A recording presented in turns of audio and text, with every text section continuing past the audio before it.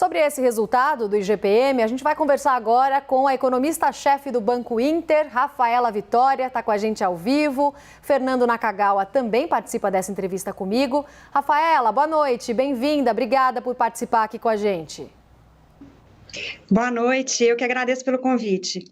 Rafaela, vou começar te perguntando o seguinte: de que maneira o índice que mede essa inflação do aluguel, que está sendo acompanhado com muita atenção por bastante gente, influencia na economia brasileira? Bom, o IGPM, ele é um índice que ele tem na sua composição, em grande parte, a variação de preços ao produtor. Então, o que esse IGPM de setembro indica para nós é que essa alta das matérias-primas, ela começa a arrefecer, ela começa a diminuir. A gente vem num processo de recuperação econômica, uma inflação global aí, desde o fim da pandemia, que mexeu muito com as cadeias produtivas. E várias matérias-primas tiveram altas muito significativas, entre elas aí o minério de ferro. E agora a gente começa a ver esse processo de normalidade de algumas matérias-primas, e isso vai devolver aí para o IGPM parte dessa alta tão significativa que a gente viu. O IGPM fez um pico em maio de 35%, esses 24% que acumula aí nos últimos 12 meses até setembro ainda é um patamar bem elevado, mas já indica aí uma melhora nesses custos dos insumos, principalmente aí ao produtor.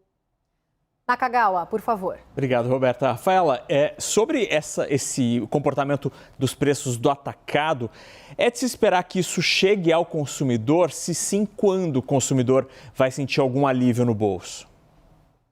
Então, é importante destacar isso, né? Como o IGPM ele tem na sua composição um peso maior da inflação ao produtor, ele às vezes tem uma dinâmica diferente da inflação ao consumidor. Só agora a gente está vendo a alta para o consumidor de alguns desses produtos que a indústria já sentiu lá atrás, né? No aço, na construção. Isso agora começa a refletir em alguns produtos que a gente consome. Então, o IPCA, ele ainda está em tendência de alta, a gente ainda espera o IPCA, que é o índice de inflação ao consumidor aí, ter um pico agora em setembro, talvez até em outubro, ultrapassando até 2 dígitos, né, em 10%. Então, para chegar no consumidor, a gente ainda vai levar aí alguns meses para a gente começar a ver a inflação ao consumidor caindo.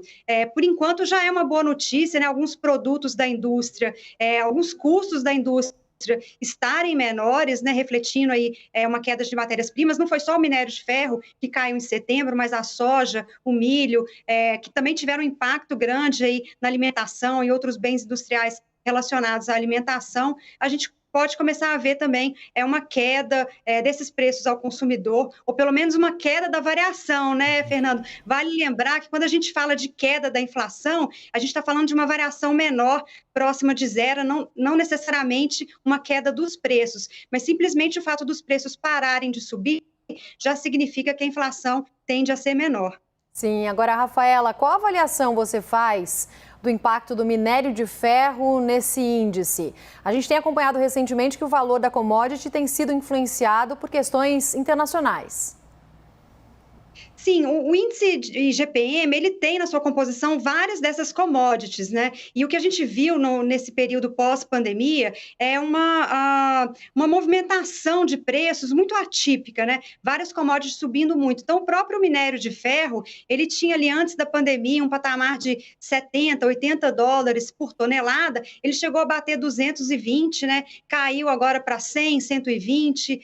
Então, a gente está vendo aí essas movimentações, essas oscilações aí bastante atípicas, né? Então, o IGPM carrega um pouco aí dessa devolução do preço do minério, mas de maneira geral, a gente vê isso também em outros produtos industriais também. O índice de custos, aí dentro do IGPM a gente também tem um índice de custos da construção, que também já mostra alguns produtos ali se acomodando, o cimento, o aço. Então, de maneira geral, a gente começa a ver uma acomodação, sim, desses custos, né? Então, não é só o minério de ferro, obviamente que ele teve uma composição maior nesse impacto negativo do IGPM no mês de setembro, mas de maneira geral a gente acompanha aí essa variação das commodities e a gente espera que podemos ver algum repique, né, no mês de outubro, mas a tendência é uma tendência de acomodação desses preços na medida que a economia global começa a entrar em normalidade. A gente tende a ter uma desaceleração do crescimento que foi muito forte, né, pós-pandemia. Então, na medida que a gente começa a ter um crescimento mais próximo de um patamar aí de equilíbrio,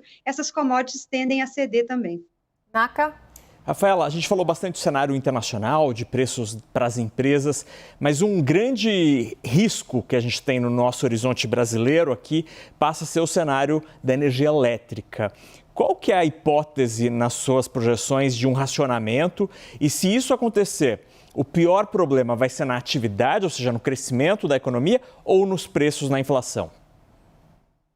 Bom, a gente tem visto os preços das tarifas elétricas subirem muito, né? Inclusive dentro do próprio IGPM, né? O índice de preços ao consumidor teve uma alta de 1,20 no mês, que é o que a gente espera aí para o IPCA. A maior parte são as tarifas elétricas. Em setembro entrou em vigor aí a tarifa de escassez hídrica, né? Que é uma tarifa extra para alertar o consumidor de que a gente está num momento aí de crise hídrica, que a gente deve reduzir um pouco o consumo de energia elétrica.